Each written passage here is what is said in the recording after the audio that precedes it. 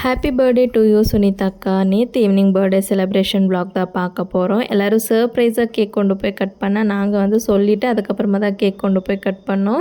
90s kit favourite honey cake தான் வாங்கிட்டு வந்திருந்தோம். இந்த சின்ன வயசில் இந்த ஹனி கேக் சாப்பிடும்போது ரியலான ஹனி போட்டு தான் செய்வாங்கன்னு சொல்லி நினச்சிட்டு இருந்தேன். அதுக்கப்புறமா தான் ரியலைஸ் ஆயிடுச்சு இதில் சுகர் சிரப் போடுவாங்கன்னு சொல்லி. என்ன மாதிரி நீங்களும் நினச்சிருக்கீங்களான்னு கமெண்ட்ஸில் சொல்லுங்கள்.